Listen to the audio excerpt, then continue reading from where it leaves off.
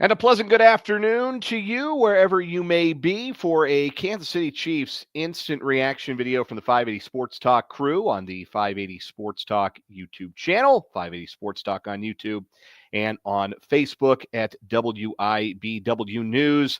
The Victory Aviators are back. The Chiefs are back into the win column, but this will not be a sunshine and rainbows edition of the Chiefs instant reaction, as they need a last-second field goal to beat the Carolina Panthers this afternoon. Spencer Schrader's 31-yarder giving the Chiefs a 30-27 victory in a game in which they were favored by 11 points. Dan Lucero, Dzwierzynski, Spencer Dupuis, the gang is all here to recap this Chiefs victory. And I'll go ahead and throw it to each of you for maybe just 30 seconds to 1 minute, just sort of a synopsis, your big picture takeaway from what you saw today, or the one thing that maybe stood out the most to you.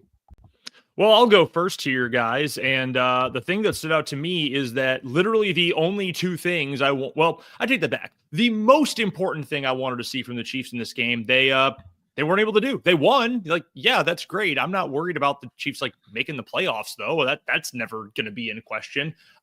This team couldn't generate a pass rush against the Carolina Panthers, and I know the Panthers have been playing better, but dude, you have to be able to hit Bryce Young. And look, I give all the credit in the world to Bryce Young, because this was the best game he has played as an NFL quarterback outside of 300 yards last year against Joe Barry. That doesn't count. It was Joe Barry. This was embarrassing by the Chiefs defense, all things considered. We did a whole segment on this earlier in the week. How good is the Chiefs defense actually? Based on today, not very. I mean, that's a concern. And I saw it all over social media today. Who cares? They won. Oh, big deal. Boo-hoo. Yeah, go cry, Panthers fans. Go cry, NFL. We still won. Yeah, that's awesome. This is the worst roster in the NFL, guys. Not even remotely close.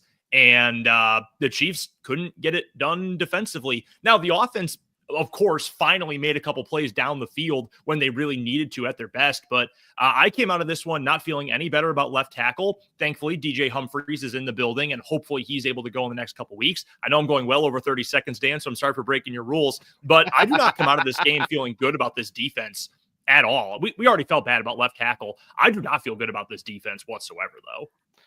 Spencer, let's see if you can be tighter on your time. What's your big picture takeaway from this one? I feel exactly the same as I did after the first few weeks of victories where they won in close proximity to their opponent. I do feel a bit better about this offense. It seems to be clicking. Patrick Mahomes isn't making as many mistakes, not throwing the ball to the other team like he had. I mean, you gave Kareem Hunt the ball 16 times today. He averaged 4.2 a pop. That's not bad. You were lucky because Pat hit on a few big ones in the running game, including the one down the stretch of the game. But defensively, you have a lot to work on. And echoing what Brendan said and going back to that segment earlier in the week, and going back to what this Panthers team is not, they're not a team that should be challenging the Chiefs and be losing by a field goal. That's my take. All right, so obviously there's some good and some bad. We'll get to the good, because I think this was a really good day for the Chiefs on offense, and they are really starting to kind of find their rhythm. I thought the downfield passing game was really good. We'll get to all of that in a little bit. But there is something that we have taken for granted about the Chiefs as a fact for now 12 weeks this year, and it's based on what we saw last year, and it's based on the names on the backs of the jerseys, and it's based on who's calling the shots on the defensive side, Steve Spagnuolo. We have taken for granted that the Chiefs defense is good. And right now it is not. I think we have to start right there. Right now, this is not a good Chiefs defense. And it's not particularly good at any level either. It is not generating the requisite pass rush. Only one sack of Bryce Young today. There were some other pressures that altered plays, that blew some plays up. They're more than just sacks to determine how effective your pass rush is. But Bryce Young had come into this game as one of the most improved quarterbacks in the league against the blitz since he had been reinstated as the starter of the Panthers. Mitch Holtis gave us that stat. A passer rating over 100 against the blitz since being reinstated as the starter. And today, he torched Steve Spagnuolo's blitz packages. He got the ball out on time, and his receivers, David Moore, was fricasseeing Trent McDuffie down the field. That Out of shouldn't nowhere. happen. What Out in of the world? absolutely nowhere. Yeah. So, I mean, on the one hand, you got to give Bryce Young a ton of credit. He balled out. And the Panthers had some good concepts, some creative concepts in the passing game and the running game. It kind of reminded me of Tampa Bay's game plan a little bit, where they really focused on getting the ball out quick and having easy reads out on against blitzes, which kind of makes some sense because that's where Dave Canales came from, right? Came from Tampa Bay. He was there last year, and he comes to Carolina this year. So it was similar in that way. And Tampa Bay was a team that had a lot of success against this Chiefs defense. But right now, yes, A, they are not generating enough pass rush. B, again, something else we've taken for granted a little bit. The Chiefs have been able to develop on the fly really standout defensive back play from guys who were third-day draft picks. They've done it on the fly. They've gotten it from Jalen Watson. L'Jarius Sneed is a great example of that. They've been able to make it work on the back end with third-day draft picks. Right now, they are not making it work.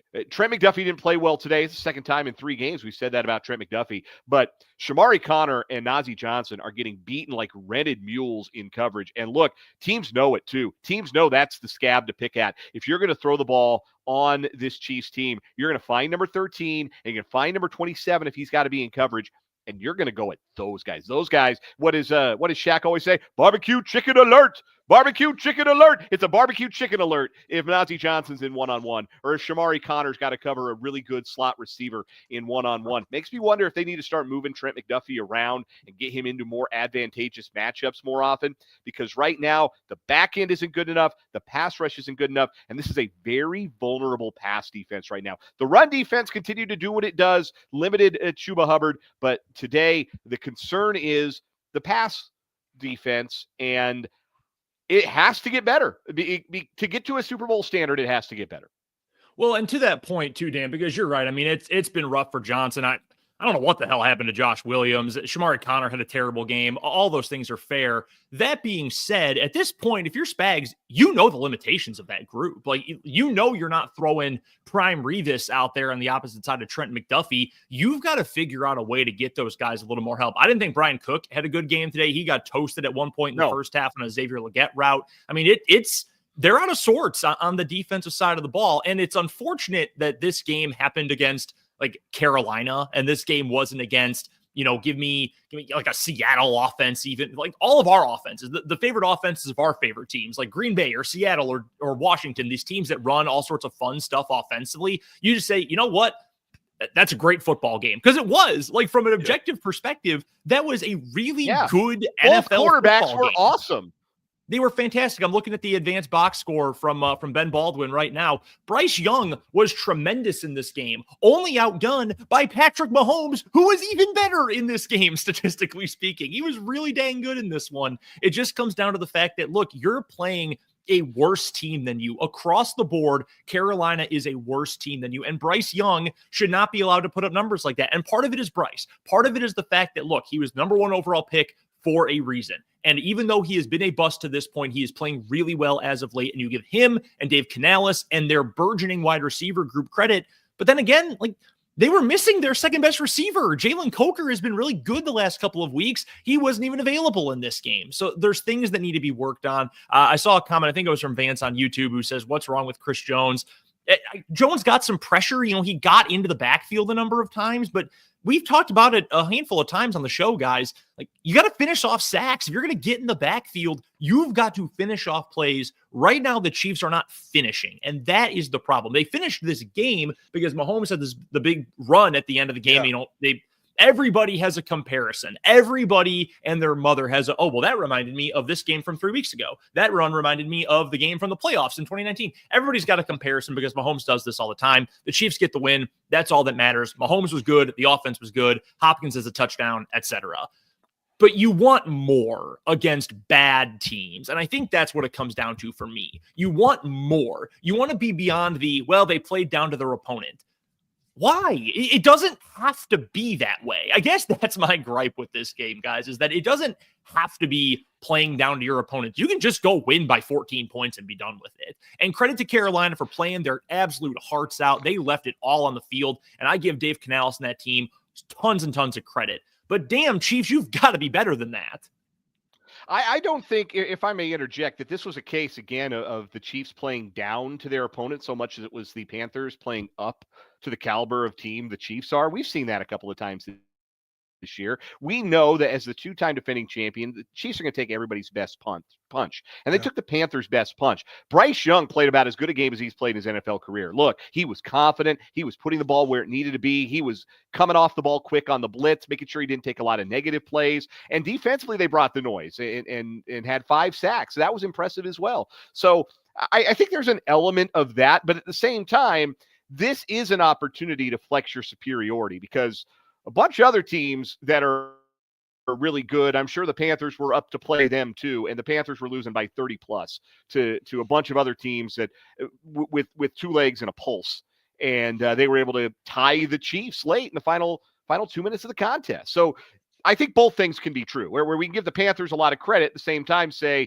it shouldn't come down to a Spencer Schrader field goal and a long, crazy Patrick Mahomes scramble at the end, especially with how well the Chiefs were playing on offense for the better part of 3 quarters. Speaking of the offense, we'll go there. I can respond to that. Dan, I think all of that is entirely fair. Thank you for leaving me out there to dry. No. You're correct, Dan. You are entirely correct about that. And again, I don't want to take anything away from Carolina. Like, they played with guts, dude. That it is hard for a team that has been in that spot to play like that. Jadeveon Clowney had his best game of the season today, kind of out of nowhere. They played hard. I give them credit.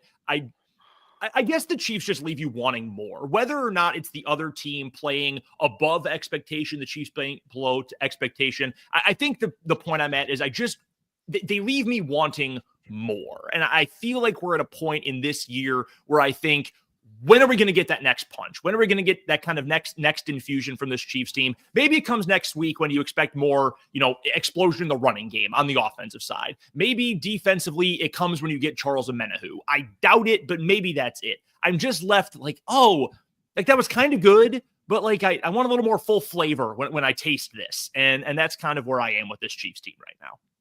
It feels like the offense is making progress while the defense is regressing. I wanted to turn the attention to the offense because I thought Mahomes was really good, 27-37, 269, 3 touchdowns, a couple of big scrambles, including the one that helped to seal the game there at the very end. Back-to-back 3 touchdown games for Mahomes. By the way, he didn't do that last year. He hadn't done that since 2022. Noah Gray, 4 touchdowns in the last 2 weeks, fully realizing his potential in the offense and carrying the banner. Now we know why he got that extension. Yeah, exactly. We're starting to see a little bit more of a realization of what his role can be in the offense. So excited to see that from Noah Gray, certainly. DeAndre Hopkins catches a touchdown. We were asking, hey, make more of a point to get the ball to your best guys in certain situations. The Chiefs did that with Hopkins and with Kelsey and with Worthy and with Gray. Those are their 4 best pass catchers right now. And those were the 4 primary targets for Mahomes. It feels like this passing game is hitting another level. The downfield stuff was working better. We expect the run game to hit another gear with the return of Isaiah Pacheco, if not this Friday, then the week after. The issue, however, continues to be the offensive line. How quick can we get DJ Humphries ready to play? Because it was another lousy game for Wanye Morris. Gave up 3 hours ago. Hopefully, like this morning. Can we go? I hope he was doing. Was he doing plyometrics today? Like they working out at one Arrowhead Drive? Yeah, hopefully Veach is in there letting him sign his contract tonight. Yeah, get that ink on paper. Get him out on the field as soon as possible because 5 sacks allowed. And some of this is the Chiefs are trying to have things develop down the field. There are a couple of sacks today that were just flat coverage sacks, which, again, that's – sometimes you get out schemed, defense and offense. You get out schemed and you lose a play, you lose a rep. It's never going to be perfect. It's a lot better for the Chiefs offense right now. Until the fourth quarter, they didn't punt.